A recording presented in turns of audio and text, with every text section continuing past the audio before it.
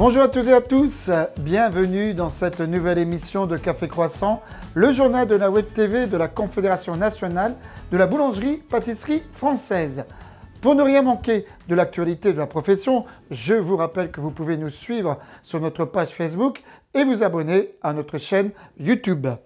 Pour commencer cette émission, je vous propose de revenir sur l'événement qui a marqué cette fin d'année. Je veux bien sûr parler de la semaine de l'excellence. La 10e édition s'est déroulée à Avignon du 21 au 23 novembre avec, comme chaque année, les deux finales nationales, le concours des meilleurs jeunes boulangers et le trophée des talents du Conseil de la vente en boulangerie, pâtisserie, reportage.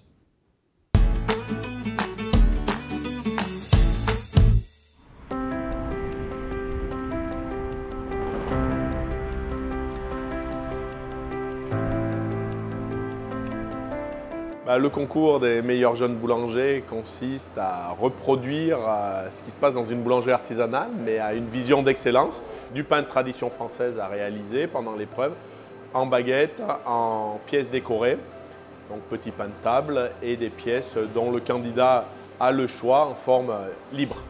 Après, ils ont un pain de campagne à réaliser sur une fermentation de leur choix. Donc voilà, on laisse la possibilité au candidat d'amener sa spécialité. Et il y a un pain nutrition à réaliser avec un argumentaire. Ils doivent nous expliquer pourquoi ils ont choisi telle graine, pourquoi telle méthode de fermentation. Ils ont des croissants à réaliser, des pains au chocolat et deux viennoiseries garnies de leur composition en forme et en garniture. Et bien entendu, on est à Avignon, donc une pièce artistique sur Avignon. On a des jeunes qui viennent vraiment de toute la France parce que la sélection se passe au niveau départemental. Donc le meilleur de chaque département, après s'affronte au niveau régional. Et au niveau des régions, les régions qui ont moins de 6 départements nous envoient un candidat et ceux qui ont plus de 6 départements nous envoient 2 candidats. Donc on a vraiment l'excellence de la France. Bonjour. Bonjour. On a enchaîné ce matin avec les 3 candidats pour les épreuves pratiques en magasin. Donc on a eu la mise en place de produits qui durent une demi-heure, un quart d'heure sur l'acte de vente, avec des éléments perturbateurs et voilà, des questions sur les fabrications artisanales en boulangerie, etc. Et après un quart d'heure sur une prise de commande sur un sujet qui tirait au sort, où il devait avoir toute la recherche du besoin client, toute la partie vente additionnelle, proposition de produits, etc. Et ensuite, on a enchaîné cet après-midi avec les épreuves autour du gâteau régional. Donc cette année, c'est la tropézienne en l'occurrence.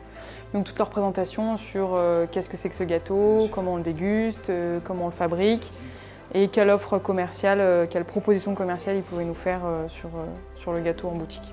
C'est assez compliqué de se comparer à soi quand on l'a fait, quand on l'a vécu.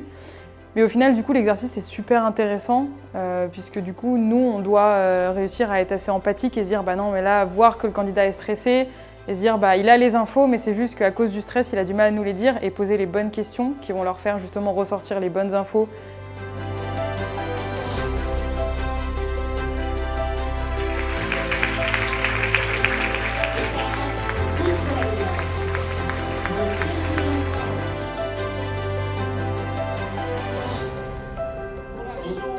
Au Grand Est, à Roméo Potier.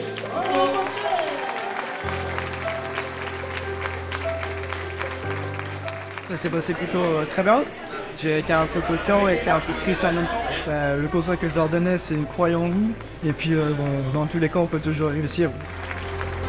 Je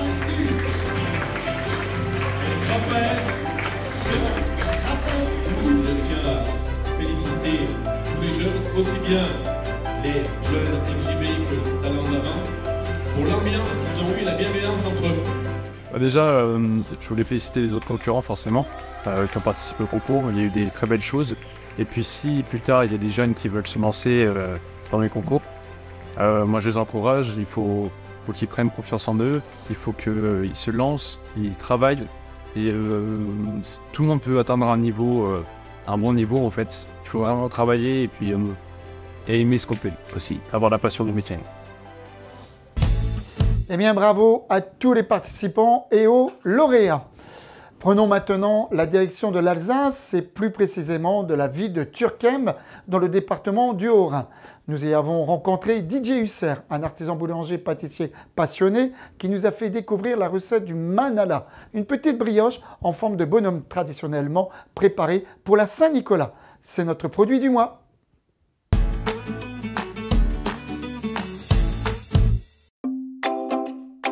Le manala est une petite brioche alsacienne en forme de bonhomme préparée traditionnellement pour la Saint-Nicolas.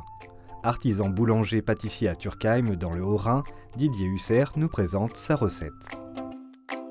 Pour réaliser ces manalas, Didier commence par préparer une pâte à brioche composée de farine, de sucre, de sel, de levure boulangère, d'œufs, de lait et de beurre.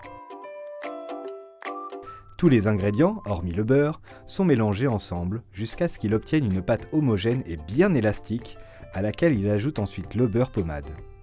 La pâte est ensuite mise à pointer pendant 1h30. Cette première étape de fermentation est décisive pour la formation des arômes de la brioche.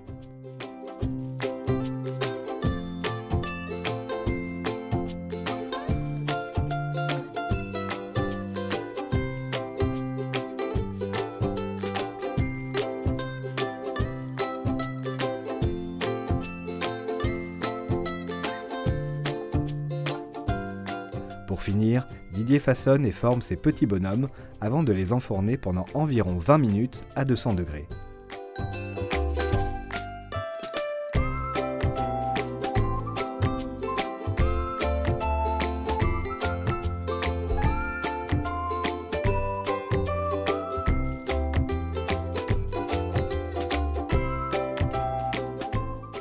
Les manalas sont prêts à être dégustés. Merci Didier.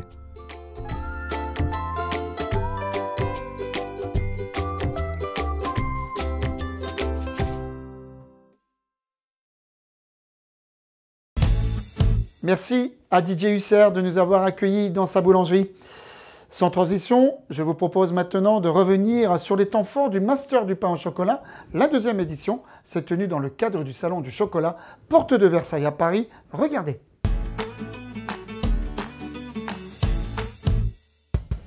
Le 30 octobre a eu lieu la deuxième édition du Master du pain au chocolat au Salon du chocolat à Paris, organisé par la Confédération de la boulangerie-pâtisserie française. Cette année, on a été surpris de voir que tous les produits étaient très très beaux. C'est tous des produits qu'on aurait rêvé de voir dans des boulangeries artisanales. Donc un vrai plaisir de ce côté-là et aucun point de pénalité. Donc on voit que les candidats s'étaient préparés à cette épreuve, qu'ils étaient bien entraînés et qu'ils ont été cherchés parce que même sur le chocolat, on est sur le salon du chocolat et ils sont venus nous amener ce petit plaisir d'avoir des chocolats un petit peu différents avec des goûts plus ou moins prononcés. Après, voilà, c'est l'art et la manière de chacun de s'exprimer et puis de valoriser leur terroir aussi par rapport à des beurres. On a senti des différences dans le beurre. Le concours nous apporte énormément à la remise en question, savoir ce qui se fait un peu ailleurs. C'est un challenge plutôt personnel et puis après auprès de mes clients, c'est un petit plus. C'est toujours un plaisir de participer à des concours parce que ça nous permet d'exceller, de chercher le moindre petit détail pour toujours faire mieux et meilleur, ce qui nous sert aussi dans la vie au quotidien, au travail. Et finalement, le prix du meilleur pain au chocolat est décerné à Sylvain Belloin de la région Pays de la Loire.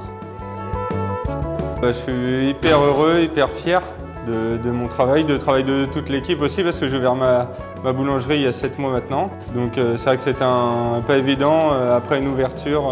Là on a fait quelques concours, là le pain au chocolat c'était beaucoup d'investissement et on est heureux. Je suis pressé de rentrer à la maison et de fêter ça avec toute l'équipe. Bravo également aux lauréats arrivés en 2e et 3e position ainsi qu'à tous les participants.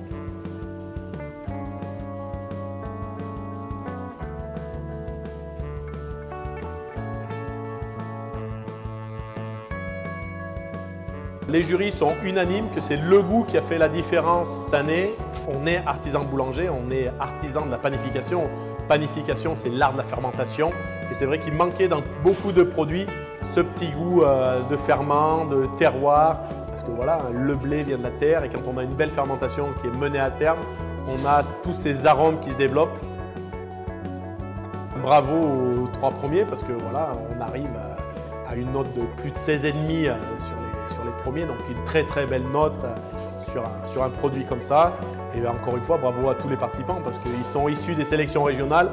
Donc forcément, on avait des beaux produits parce qu'ils sont déjà la crème des talents de notre emblème national de la boulangerie. Un grand merci à nos partenaires AG2R La Mondiale et INBP qui ont rendu possible ce délicieux concours. Eh bien, bravo à tous les participants et félicitations aux lauréats de ce Master du pain au chocolat édition 2023.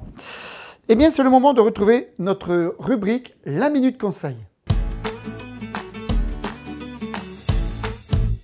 Aujourd'hui, Muriel Debourges, responsable de développement accord de branche pôle alimentaire au sein d'AG2R La Mondiale, nous parle de « Soyez en jambes pour votre santé ». Il s'agit de la nouvelle campagne de prévention sur les troubles veineux lancée par la CNBPF et les partenaires sociaux avec le soutien d'AG2R La Mondiale. Regardez. Aujourd'hui, je voulais vous parler de Soyez en jambes pour votre santé, une action de prévention menée par la profession de la boulangerie artisanale avec le soutien d'AG2R La Mondiale. En France, 18 millions de personnes souffrent de problèmes veineux. Pour prévenir les risques professionnels et vous accompagner au quotidien, la Confédération nationale de la boulangerie et boulangerie-pâtisserie française, ainsi que les partenaires sociaux de la boulangerie artisanale, lancent une nouvelle campagne de prévention « Soyez en jambes pour votre santé ». La problématique des jambes lourdes et les complications qui peuvent être liées constituent un enjeu de santé publique auquel vous êtes exposé en tant que professionnel de la boulangerie artisanale, notamment en raison de la station debout prolongée et de l'exposition à la chaleur en laboratoire. Votre profession souhaite vous sensibiliser aux risques de troubles veineux et à la problématique des jambes lourdes. Pour cela, nous avons mené une enquête auprès de la profession sur votre ressenti et votre perception des troubles veineux. Les résultats montrent qu'environ la moitié des professionnels interrogés sont à risque de complications veineuses, qu'un quart des répondants ont déjà des signes d'insuffisance veineuse encore peu compliqués, et enfin qu'un quart des répondants pourraient bénéficier dès à présent d'un système de contention physique. Cette enquête nous a permis d'élaborer un programme sur mesure et adapté à vos besoins. Aussi, dans les prochaines semaines, nous allons communiquer auprès de toute la profession pour proposer un auto-questionnaire en ligne et une mesure du risque d'insuffisance veineuse. Puis, selon le niveau de risque de chaque salarié, il se verra proposer un accompagnement personnalisé. Merci à Muriel Debourges pour toutes ces informations sur ce problème de santé publique. Et avant de nous séparer, je vous invite à jeter un coup d'œil sur notre agenda du mois. Commençons cet agenda par une initiative de la Confédération et d'AG2R La Mondiale qui ont décidé de créer un prix destiné à récompenser là où les boulangeries les plus engagées dans le développement durable. Une façon originale de promouvoir la responsabilité sociétale des entreprises, la RSE, au sein de la profession. Ce trophée sera décerné le 20 décembre dans les locaux d'AG2R La Mondiale à Paris. Autre initiative à vous signaler, la sortie d'un sondage confié à l'Institut IFOP pour la CNBPF. Cette enquête très intéressante porte sur l'image du pain et de la boulangerie auprès des Français, un an après la reconnaissance de l'inscription de la baguette à l'UNESCO, identifiée par un Français sur deux. Tous les résultats de ce sondage sont à retrouver sur le site boulangerie.org. C'est la fin de cette émission. Merci de l'avoir suivi. Je vous rappelle que pour ne rien manquer de l'actualité de la profession, vous pouvez nous suivre sur notre page Facebook et vous abonner à notre chaîne YouTube. Je vous souhaite à toutes et à tous une excellente journée et bien sûr de très belles fêtes de fin d'année. Bye bye.